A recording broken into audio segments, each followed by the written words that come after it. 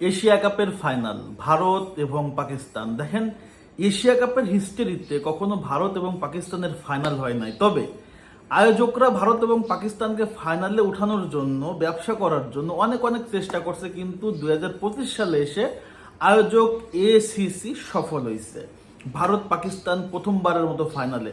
আমরা যদি ভারত এবং পাকিস্তানের এই এশিয়া কাপের পারফরমেন্স দেখি, তাহলে ভারতের কাছে একবারও পাত্তা পায়নি পাকিস্তান। দুইটা ম্যাচই খুব বাজেভাবে গোহারা হারছে। তবে এখানেই কিন্তু আসলে শেষ না, কারণ অতীত সবসময় অতীত, ভবিষ্যৎ সবসময় ভবিষ্যৎ এবং ব্রাইট। ভারত পাকিস্তানের এই ম্যাচটাতে আমি আসলে সত্যি কথা বলতে, ভারতের যতই শক্তিশালী ব্যাটিং বোলিং লাইন আপ থাকুক না কেন, আমি ভারতকে আগায় রাখবো না, পাকিস্তানকে কোনো দিক থেকে পিছায় রাখবো না। বিকজ ফাইনাল ম্যাচের মোটিভটা কখন কোন দিকে ঘুরতে পারে কেউ বলতে পারে না।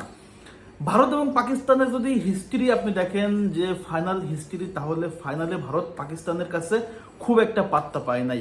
সর্বশেষ তারা পাকিস্তানের সাথে ফাইনাল জিতছে সম্ভবত 2007 সালের আপনার টি-20 ওয়ার্ল্ড কাপে। এরপর থেকে ভারত পাকিস্তানের সাথে কখনো ফাইনাল জিততে পারেনি, এবং সর্বশেষ চ্যাম্পিয়ন্স ট্রফিতে 2017 সালে পাকিস্তান কিন্তু ভারতকে একদম পুরো উড়াই দিছিল। সো ওই দিক থেকে বিবেচনা করলে কিন্তু পাকিস্তান ওই সময়টায় ভারতের কাছে কিছুই ছিল না। সেখানে ভারত পাকিস্তানের কাছে পাত্তাই পায় নাই। সো নতুন একটা সংস্করণ এশিয়া কাপের ফাইনাল ভারত এবং পাকিস্তান। আশা করি পাকিস্তান তাদের রিভেঞ্জ নিয়ে নিবে। ভারতের ব্যাটিং লাইন আপের সবচেয়ে শক্তিশালী স্তম্ভর নামটা হচ্ছে অভিষেক শর্মা, এবং এই অভিষেক শর্মার হাত ধরে কিন্তু ভারত এশিয়া কাপে দারুণ ব্যাটিং করতেছে, এবং সাথে শুভমান গিল। মিডিল অর্ডারে ভারতের আস্থার জায়গা অনেকেই আছে, তবে খুব একটা মিডিল অর্ডারে ব্যাটিং এর প্রয়োজন পড়ে নাই। দু একটা ম্যাচে প্রয়োজন পড়লো, সেটাতে খুব একটা ভালো করতে পারে নাই। সূর্যকুমার যাদব একদমই আউট ফর্মে আছে। সঞ্জু স্যামসন কখনো সুযোগ পাচ্ছে, কখনো পাচ্ছে না। তিলক বর্মারা সুযোগ পেলেও যতটুকু পাচ্ছে কাজে লাগাচ্ছে। তবে যা করার অভিষেক শর্মা করে দিচ্ছে। বোলিং লাইন আপটা ভারতের আরো শক্তিশালী, সেখানে কুলদীপ যাদব দুর্দান্ত ফর্মে আছে।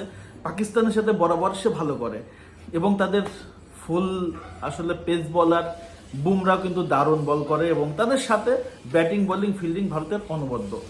যদি পাকিস্তানের পার্সপেক্টিভ থেকে চিন্তা করি, পাকিস্তানের আসলে আনস্টেবল একটা দল। পাকিস্তান তো এমনিতে আনপ্রেডিক্টেবল, এখন বর্তমান আনস্টেবল, কোনো স্টেবিলিটি নাই পাকিস্তানের টিমের ভিতরে। তবে সাহেবজাদা ফারহান কিছুটা হলেও ফর্মে আছে। সাইম আইয়ুব একেবারে আউট ফর্মে। ফাকর জামান কিছু কিছু ম্যাচে দেখতেছি রান পাচ্ছে, তবে অনেক বেশি বল খেয়ে ফেলতেছে। এরপরে ক্যাপ্টেন সালমান আলী আগা একদমই আউট ফর্ম।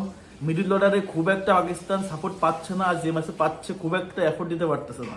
তো বোলিং লাইন আপটা পাকিস্তান অন্য দলের সাথে যতটা ভয়ঙ্কর, পাকিস্তান ভারতের সাথে ততটাই দুর্বল।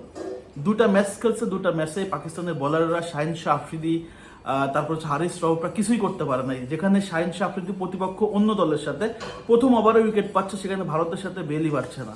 তো সবকিছু আপনি যদি ক্যালকুলেশন করেন, তাহলে ভারত পাকিস্তানের সাথে যোজন আগায় আছে।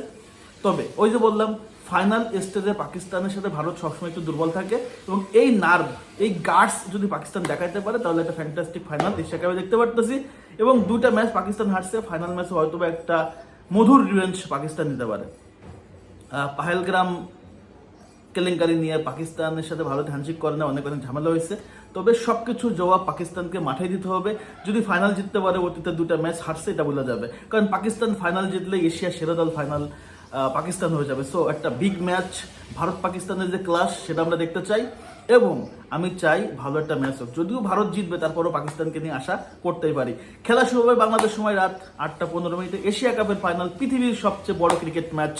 এই ম্যাচের রেজাল্ট কি হবে, আপনাদের মতামত অবশ্যই কমেন্টস করবেন। ধন্যবাদ সবাইকে।